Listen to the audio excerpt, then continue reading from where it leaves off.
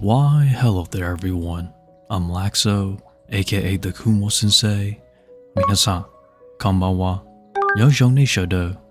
And today I'm going to be talking about these tarantulas here that I basically mislabeled, and the people that got me these mislabeled. So these came to me labeled as Ornithoctoninae species Veronica dwarf, but as it turns out, these were not those species at all. So this species here is actually the Ornithoctoninae species Longna, and I find it very interesting because people say that this species grow up to be around 5 inches, but from what I've seen and what from people have shown me in their specimens, I'd say they're more around 3, maybe 3.5 inches, maybe 4 if you can find one that gets that large. So it's still on the smaller side, but I would say it's about maybe a tiny bit bigger than the Veronica dwarfs. So when it comes to identifying these, we looked at the abdomen patterns, and as you can tell, Veronica dwarfs have a distinct abdominal pattern, which the Longnas have a very faded, almost no pattern at all. And we also compared the back 2 legs, legs 3 and 4, looking at the tibia and the metatarsus. And then from there on, we just slowly put the pieces together, and then we got a proper identification as the Longna. I know some people say look at the colorations, but I think the colorations by itself is kind of a weak perspective to look at. And I just say that because sometimes people got these confused with the Costalas, and they got the Costalas confused with the Veronica dwarfs. Essentially though, the Longnas have a lacking abdominal pattern. Basically, it's almost just completely black. Maybe you can see a slight faint pattern on the abdomen, but for the most part, it's pretty much non-existent. Now these specimens that you're seeing are for sale on the website, so if you want them, please go check out my website. I'll leave a link down below in the description if you can go check it out, and if you're interested in buying these. Now if there's a specific specimen that you want in this video, just basically buy one of these, and in the comments for notes or whatever when you purchase them, just put a timestamp of this video on like which specimen you want. So if you like the specimen that you saw 2 minutes into this video, just say in the comments, I want the specimen marked at 2 minutes from this video, or 3 minutes and 10 seconds into the video.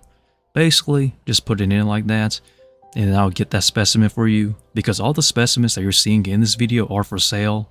So when you do purchase on the website, you should be able to leave notes behind on basically what you're purchasing. But if not, and you can't leave a note, just send me an email just saying you made this purchase, and then just leave a timestamp of the video on the specimen that you want, and I'll get it for you when it comes to this species that I have up on the website.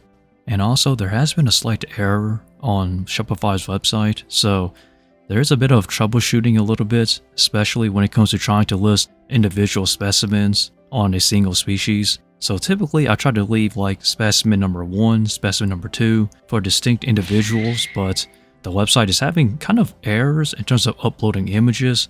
So as of now, if there's a specific specimen you like of the Longnas on this video that you want to purchase, just purchase one, and as I stated again, just leave a timestamp of which specimen you want, just to double clarify, just so you can get the specimen that you want if you're interested in purchasing them. Again, not trying to be repetitive, but just try to get the point across. And someone did ask if I'm going to be bringing anything new onto the website, and as of now, my suppliers don't really have anything that I want specifically for that list, so I'm not going to be bringing anything in as of now. And as I stated, I still do have some tarantulas I want to put up onto the website, but they're still going through quarantine, or I'm just waiting for them to molt to make sure that they're okay and they're good to go, such as the Phormingochilus species Bakma.